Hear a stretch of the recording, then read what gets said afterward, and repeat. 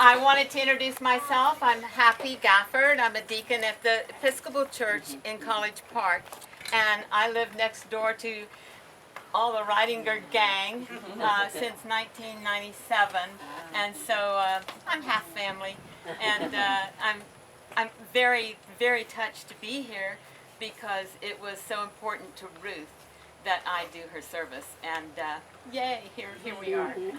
So it will be a similarly Episcopal style, if you're used to that, and if you're not, welcome aboard. This is the opening anthem we use at funerals. I am resurrection and I am life, says the Lord. Whoever has faith in me shall have life, even though he die. And everyone who has life and has committed himself to me in faith shall not die forever. As for me, I know that my Redeemer lives, and at the last he will stand upon the earth. After my awaking, he will raise me up, and in my body I shall see God. I myself shall see, and my eyes behold him, who is my friend and not a stranger. For none of us has life in himself, and none become his own master when he dies. If we have life, we are alive in the Lord, and if we die in the Lord. So then whether we live or die, we are the Lord's possession. Happy from now on are those who die in the Lord. So it is, says the Spirit, for they rest from their labors. I'd like for any of you who don't know it by heart to join me in Psalm 23. The Lord is my shepherd, I shall not want. He maketh me to lie down in green pastures. He leadeth me beside the still waters. He restoreth my soul. He leadeth me in the paths of righteousness for his name's sake. Yea, though I walk through the valley of the shadow of death, I will fear no evil, for thou art with me. Thy rod and thy staff, they comfort me. Thou preparest a table before me in the presence of mine enemies. Thou anointest my head with oil. My cup runneth over. Surely goodness and mercy shall follow me all the days of my life, and I will dwell in the house of the Lord forever. Please stand for a reading from the Gospel. John 14, verses 1 through 6. Jesus said, "Let not your hearts be troubled. Believe in God. Believe also in me. In my Father's house are many rooms. If it were not so, would I have told you that I go to prepare a place for you?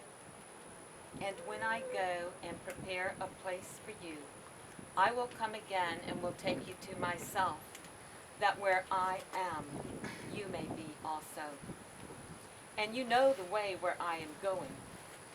Thomas said to him, "Lord, we do not know where you are going. How can we know the way?" Jesus said to him, "I am the way and the truth and the life. No one comes to me but by the Father." The Gospel of the Lord. And you may be seated.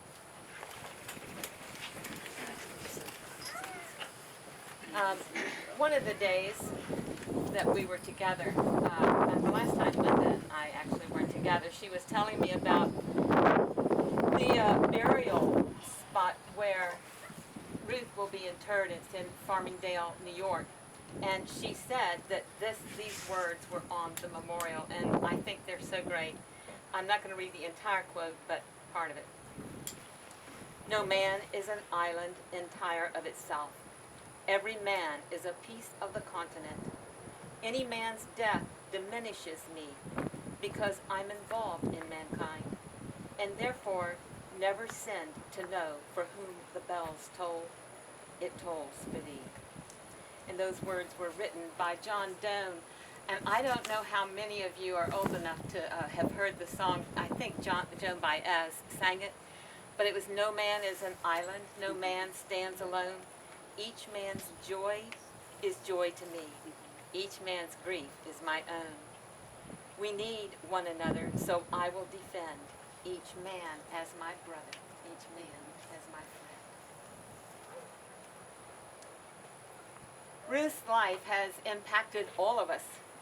She has been, whoops, I hit the wrong button, right? It's the new, Electronic. it's the new Bible prayer book in one motion, but when you hit the dismiss button, it dismisses right away.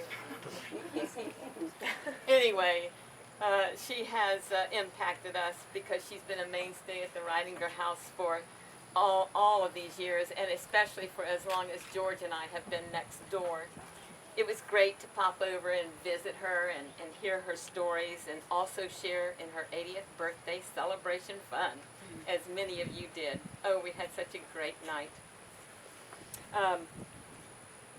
Today is also a celebration because it's our belief as Christians that when we die in Christ, we will also be raised with him.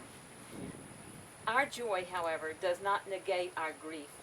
While we rejoice that one we love has entered into the nearer presence of the Lord, we sorrow in sympathy with those who mourn. Clearly, life has its ups and downs, which is true for all of us, and yes, for Ruth. The terrible pain of losing one of her dear daughters, Janet, was indeed unbearable. Yet she also had many years with the love of her life, her husband, Al. And then the joys of Linda and Kim's marriages to two beloved sons-in-law, John and Craig. I remember one time I was at the hospital to visit her, and who was walking down the hall? Craig, coming in to see G. And then another time I was in, she was a yapping on the phone, and I thought, she must be talking to a neighbor. I mean, this was an intimate little conversation. It was John. She says he calls me every day to check on me. And what great things to have encouraging sons-in-law. I hope that's true for all of your families as well. Well, the birth of each new grandchild brought Ruth new loves for her life. Surely they offered her untold joys. Ruth was so fortunate to be able to participate in the spectator sport of seeing many ball games, as well as the pool fun shenanigans that took place over next door. It was enough to warm my heart, and I know it warmed hers. As time went on, things became more of a struggle with her eyesight and her breathing, and eventually Kim and Craig gallantly had her move in with them. John and Linda have ever been a phone call away, on the ready, and often right here. I can't help but compare our life journey with this group with baseball. Sometimes we catch, sometimes we pitch. Sometimes we win, and sometimes we lose, and sometimes we skin our knee. And on those great, wonderful occasions, we might hit the home run or make the catch for that final out. Whatever it may be, we played. We were in the game. We made the best of the last play, good or not, or if we had lost, remembering that if we hadn't tried at all, it would have already been lost, and we would have missed a heck of a good time. Even in high school, I remember the after-game replays, how important they were in forming our attitudes and setting the resolve of how to do it better the next time, even after a big win. I must say that Kim and Craig certainly know how to play ball or chess. They can move and shake, drive and cook, and make it all look as though there's nothing to it. Hats off to the coolest juggling team I know. I believe that is what Jesus would want of us, to love him, to do our best, and to ask for forgiveness. To ask for forgiveness when we have hurt someone, and to forgive those who may have hurt us. Basically, to play this game of life fair and square, never forgetting that God is with us and loves us very much. God indeed loved Ruth very much, and today she is resting in his loving arms, happy and healed. It doesn't get any better than that.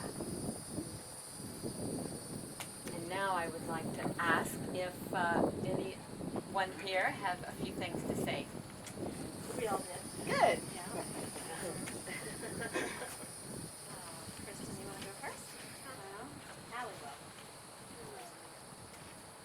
Sure. Alex will go first so we can get the ball rolling. Go, man. I don't have a finely prepared iPad. Well, it's not very finely prepared if you hit the wrong button. I'm Craig Reidinger. I think all you guys know me. Duh.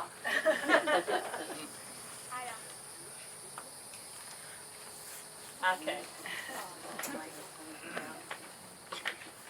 I told you, beloved sons-in-law.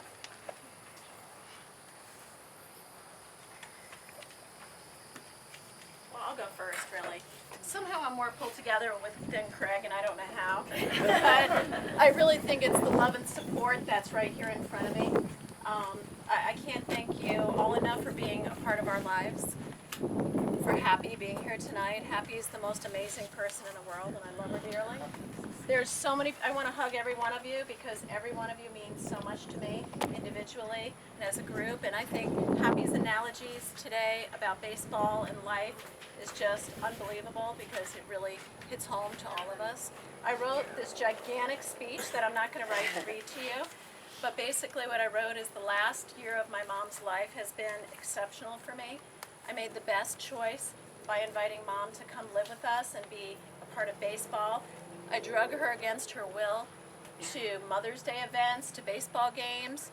On Thanksgiving, where did we go? We went to Julie's house, and we went to Bruce's house, and we got invited everywhere to go to Thanksgiving because my mom wasn't in shape to go up to where the rest of the family was. So guess what? All my friends reached out to me this year and made my life so special and my mom's life so special.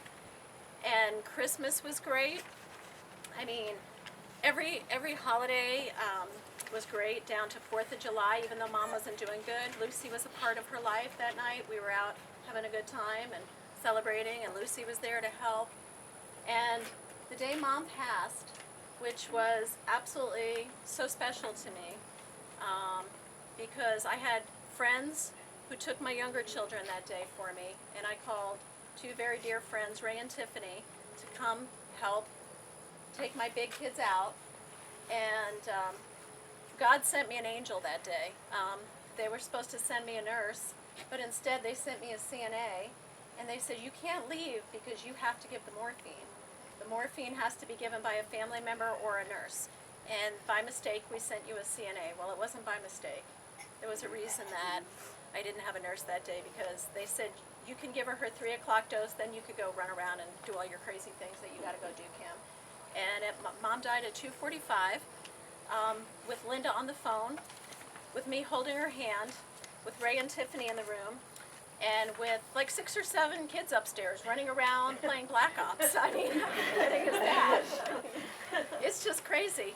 But then after that, probably within 15 minutes, Happy was there, Lucy was there, every friend, it was like a crazy. I had food showing up, we had wine showing up, Kathy was there, everybody was there. It was just amazing. And that just goes to show how much love and support we have as a family and how important friends are and family.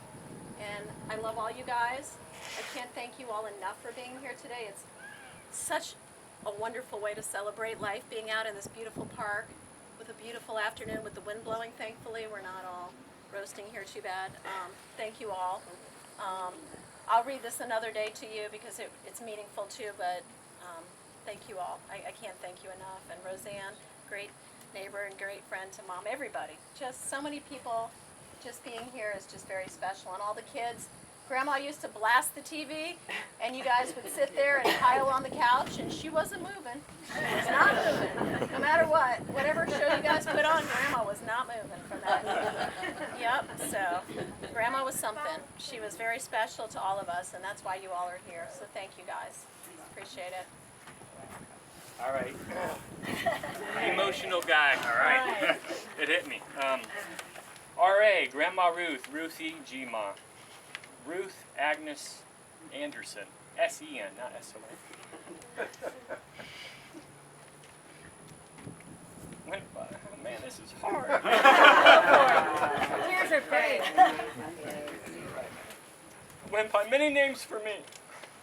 I knew RA for 26 years and witnessed many changes during that time. From scotch on the rocks, no water, to Livingston Merlot. From driving a Cadillac to an Oldsmobile to a Honda, and then not to driving at all. From living in and maintaining a quiet, impeccable, and organized single-family house to a quiet, impeccable, organized condo to living in a loud, sometimes unorganized, and unpredictable house. However, one constant during those 26 years was her love, support, and appreciation for me, my wife, and my family. Many of us know RA was a tough customer at times and was a slow learner, and I was a slow learner when it came to understanding the RA way of doing things. There was no hats at the dinner table. I found that out the first time at her house when I was trying to impress Kim, and she told me I had to take off the hat, and my hair was all messed up from skiing all day, and I was trying to impress her, and I was embarrassed. There's no walking through the living room unless you had a reason to be there. It left footprints on the carpet. She didn't like it. In RA's kitchen, every plate, every bowl, every utensil had an exact place, and I never knew where to put it back or where to find it. And I always got it wrong. Her beloved dishwares were called Friendly Village, and I always called it Happy Village, so I never got it right. And then there was the towels in the kitchen. We had specific towels for hand towels, and we had towels for drying dishes, and I always grabbed the hand towel when I was supposed to grab the dish towel. It's true. It's true. And I was always quickly corrected about that. And we always dried out the sink because we never wanted to see the water spots on the sink. We all know RA was a tough customer at times, but she wasn't tough to love because she was family. She gave me and my wife and family, she gave me my wife and family, and I will fondly remember her for what she has been to me for 23 years, a loving mother-in-law.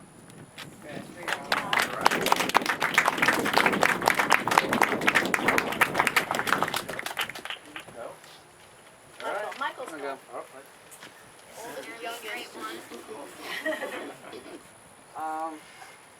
I remember G-Ma when she used to blast the TV at 60, whatever she did.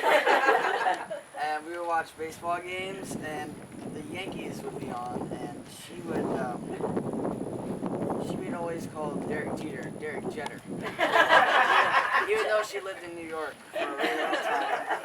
And then I would always correct her, and then she would say, no, it's Jeter.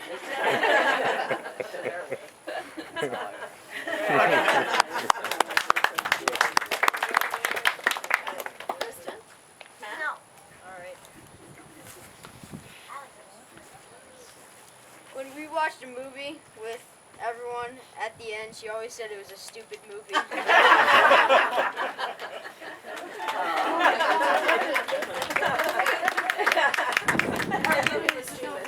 Or you'd say the next day, she goes, did we see that? Yeah, we watched White Christmas Yeah. like 5 times Yes, last I year. know. I watched it with her.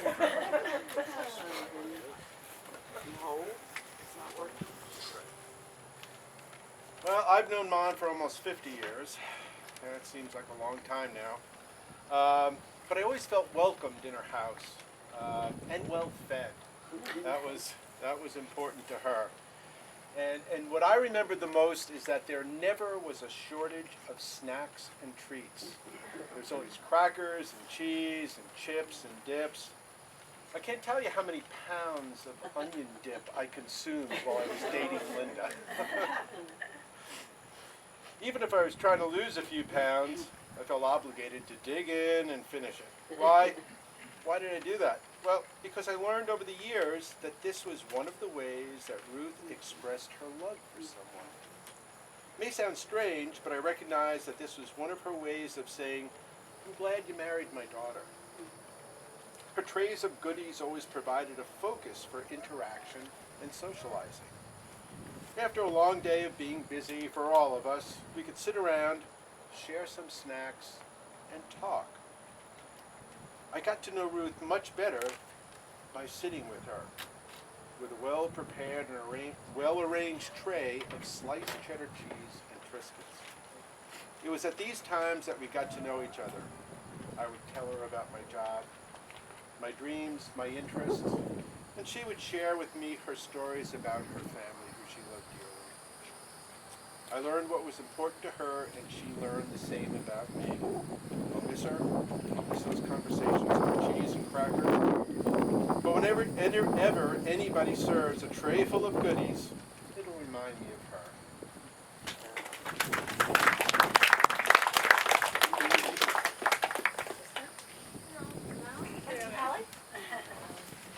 All right, so we were at the World Series, and it was August 8th, which is her birthday. And I called her up, and she told me what she wanted for her birthday. I said, happy birthday. She said she wanted a home run for her birthday. So that day I hit a home run, and I called her up, and I told her I hit a home run, and she was really excited. We got the home run ball, so I'm going to put it in. Yeah.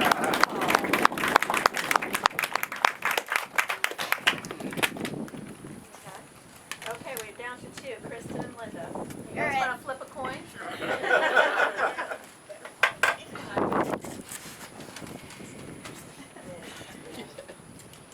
You can't do it? Oh, all right. Come on, Kristen, I'll go up with you. Come on. Here, come on. All right, I'm going to read it for my sister, okay? I don't know how I'm so composed except for what I said before. I've been surrounded by so much love and support. Thank you. All right. Read my kid. Good thing I'm not afraid of crowds. All right. Let's do Kristen's first. G-Ma was an important part of my life. She always watched me do dives, flips, and turns in the pool. There's nobody when nobody was there. I miss Grandma a lot. She's out of pain and into heaven. I love you, G.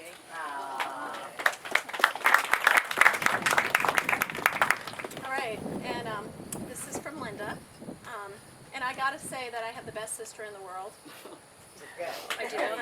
She was there, not that she was there.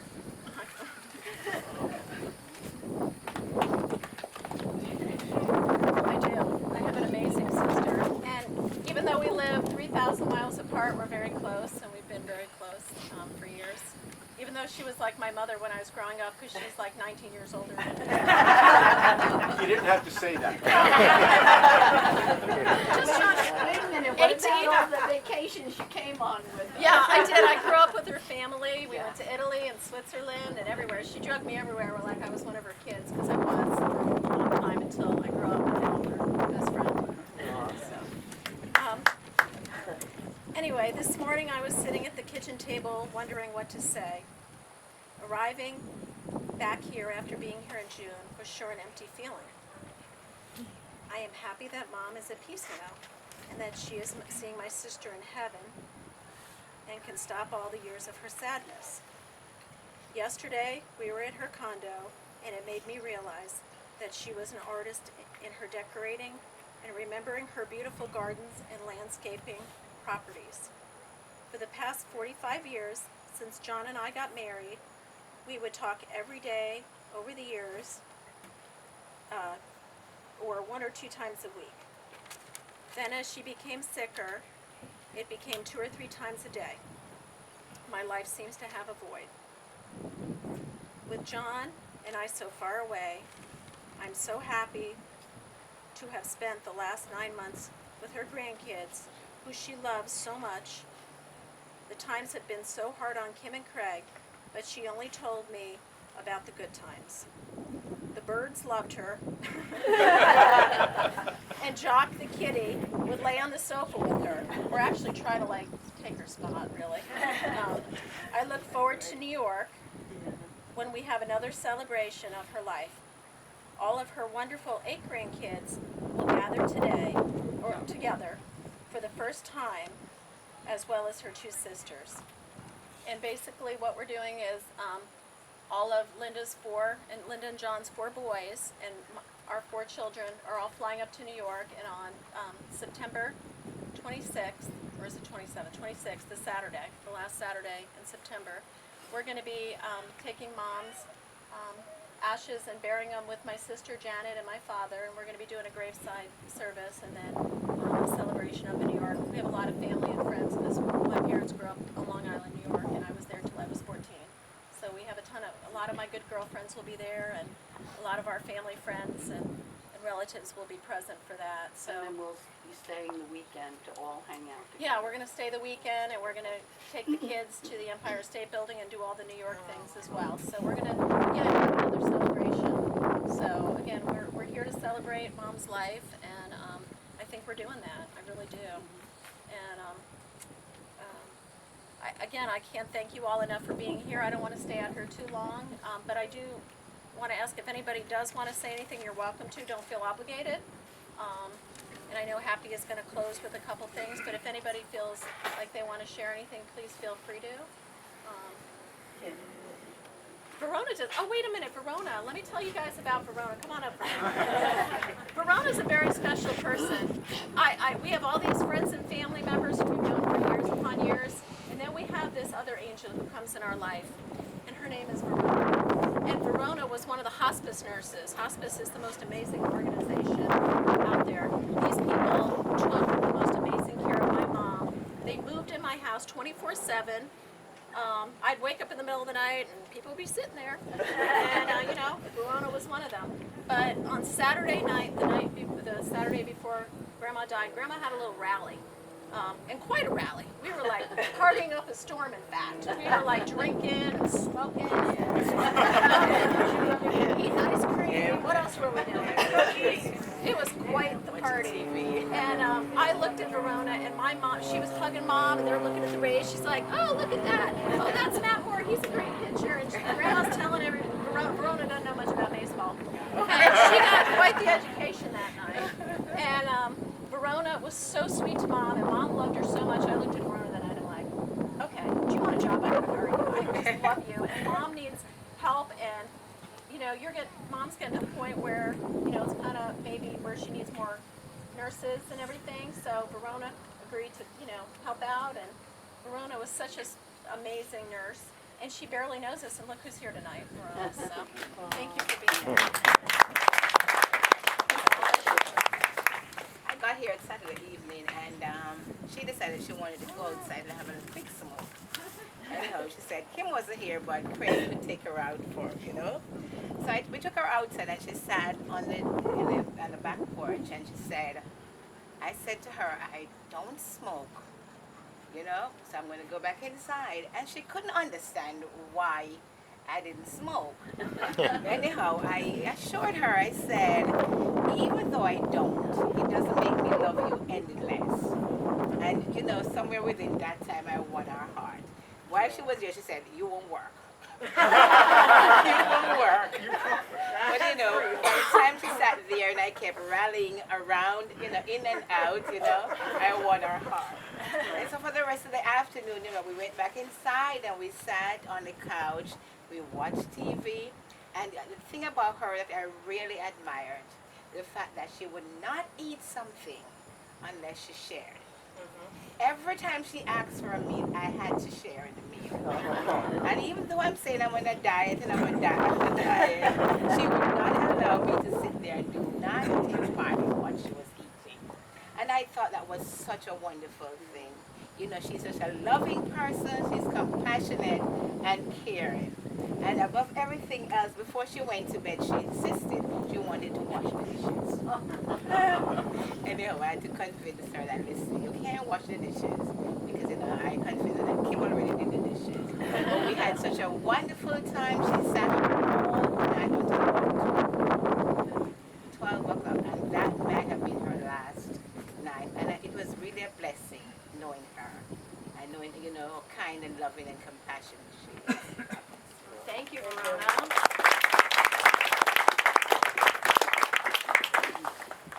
You good?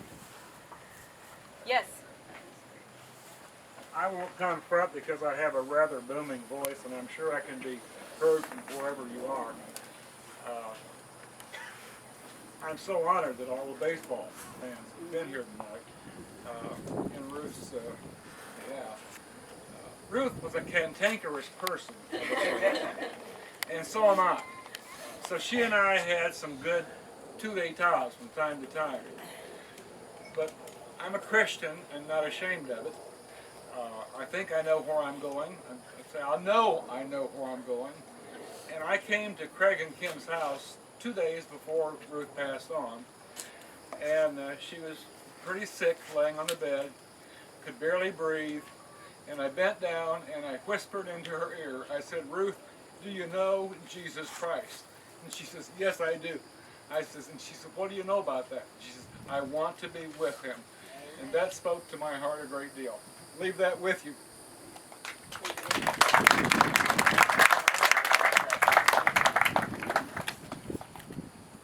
Anyone else? Oh yeah, wait, one last thing. Oh my goodness. This would not be complete without, okay. My mom, the night she was partying till 12 with Verona, you know, the party night. As my mom always was, she got all mad at me. Okay, she got all bent out of shape because I did not take her to get a haircut. Okay, so listen to this. She tried to get Linda to take and Lucy to take her, and she'd walk like 6 steps and she couldn't even breathe. And she was mad at us because we didn't give her a haircut. So that night she was just bent out of shape that I didn't get her a haircut.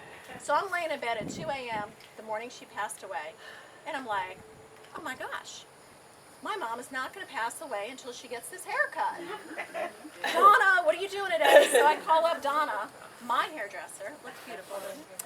And Donna, I called her. I said, "You've got to come cut Mom's hair." And she came over. She goes, "I don't think your mom's going to know the difference." And I said, "But I will." My mom was very angry. You know, all of you who were around her knew that this haircut, she would get her haircut every about 4 weeks or so. And so anyway, Donna comes over and she agreed to do it. And it was not the easiest thing to kind of give a haircut to somebody who's pretty much comatose.